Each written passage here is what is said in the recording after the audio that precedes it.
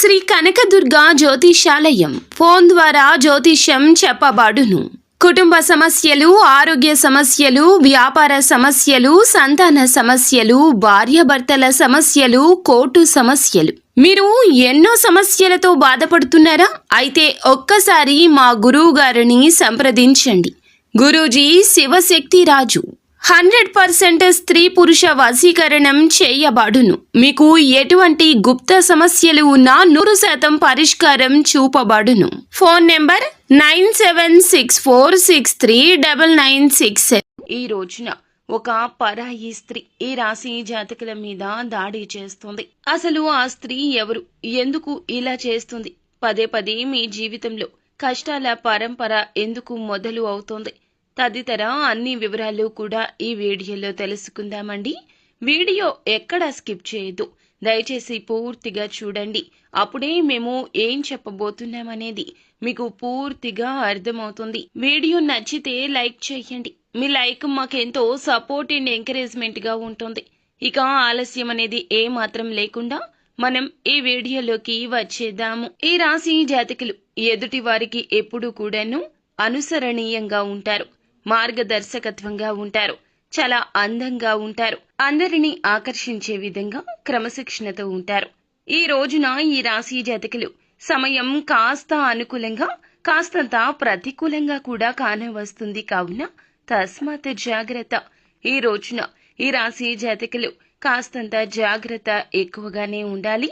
ముఖ్యంగా ఈ రోజున రాత్రి 8 గంటలు దాటాక ఒక స్త్రీ మీపై దాడి చేస్తుంది. ఈ యొక్క దాడి వలన మీ పరువు అంతా గంగలో కలిసిపోతుంది. ఒక సందర్భంలో మీ కుటుంబంలోని వారు కూడా ఆ స్త్రీ చెప్పిన మాటలే ఆలకించేస్తారు.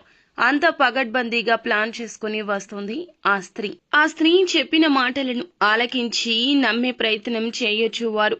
ఆ యొక్క స్త్రీ కావాలంటూ మీ పరువు తీయడానికి ఈ విధంగా చేయబోతుంది. మీ ఉన్నతి చూసి ఓర్వలేకపోతుంది. మీ యొక్క పలుకుబడి చూసి, పేరు ప్రతిష్టలు చూసి ఆ స్త్రీ అస్సలు నచ్చడం లేదండి వారికి.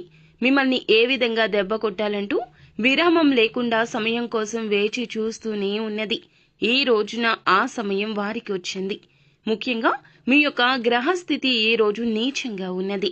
ఎంత దారుణంగా ఉంది అంటే మీరు ఏది చేద్దాము అనుకున్నా మీ మనసు పదే పదే కలత చెందుతూనే ఉంటుంది. అదే ఇందుకు మూల కారణము. ఇక ఆ స్త్రీ మీకు పరిచయం ఉన్న స్త్రీనే. అందుకే మీరు ఆ యొక్క స్త్రీని గుడ్డిగా నమ్మేస్తారు. ఒకవేళ పరాయి స్త్రీ కూడా అయి ఉండవచ్చు, కానీ ఆ యొక్క స్త్రీ మీకు తెలిసిన స్త్రీనే. ఇంతటి ఘాతుకానికి పాల్పడుతుంది. మీ యొక్క బలహీనత తెలుసు. మాటల దాడి అందుకే చేస్తుంది. మీ మీద తన యొక్క మాటలను అందరూ నిజమంటూ నమ్మబలికే విధంగా తను ఏడుస్తూ ఆ యొక్క మాయ మాటలు అందరికీ నమ్మించే ప్రయత్నం చేస్తూ చెప్తుంది. ఉద్యోగంలో అయినా, వ్యాపారంలో అయినా, ఇంటి దగ్గర అయినా, ఇరుగు పొరుగు వారిలో అయినా, మీ యొక్క వీధిలోని స్త్రీ అయినా కానివ్వండి, ఈ యొక్క స్త్రీ చెప్పేది ఇదే. ముఖ్యంగా మీరు చేయాల్సింది ఏమిటంటే భావోద్వేగానికి గురి కావద్దు. ఆ యొక్క స్త్రీ మాయ మాటలను అస్సలు కూడా నమ్మవద్దు. చాలా స్ట్రాంగ్ గా చెప్పే ప్రయత్నం అయితే చేయండి. అప్పటికి పరిస్థితులు అనుకూలించకపోవచ్చు, కానీ మీరు మాట మీద నిలబడండి. నిజ నిజాలు గ్రహించి ఎదుటి వారికి చెప్పేంత వరకు కూడా వారిని సమయం అడగండి. కుటుంబ సభ్యులు మిమ్మల్ని నిలదీసినా సరే ఏమాత్రం జంకవద్దు, కోపాన్ని తెచ్చుకోవద్దు, బాధతో దుఃఖించడం లాంటివి చేయొద్దు.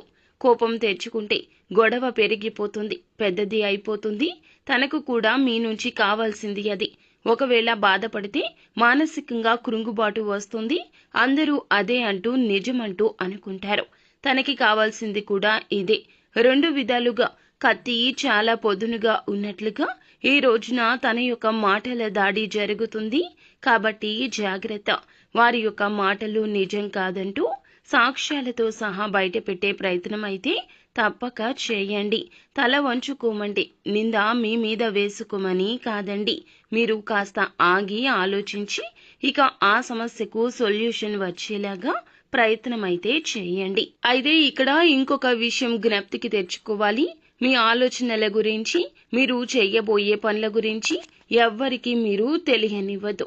ఆ యొక్క స్త్రీ సహోదరి కూడా కావచ్చు, స్నేహితురాలు కూడా కావచ్చు, బంధుమిత్రులు కావచ్చు, సహోద్యోగులు కూడా కావచ్చు. ఇలా ఏదో ఒక రూపంలో అయితే ఆ స్త్రీ మీకు ఈ విధంగా ఈ రోజునే చేస్తుంది. అయితే అననుకూలత అనుకూలంగా మార్చుకోవడానికి నిత్యం శివారాధన చేసుకోండి. స్తోమతకు తగ్గట్లుగా పేదవారికి ఏదైనా దాన ధర్మాలు చేయండి. భగవంతుని అనుగ్రహం మీపై తప్పక ఉంటుంది. అంతా మంచే జరుగుతుంది. శుభం భూయాత్.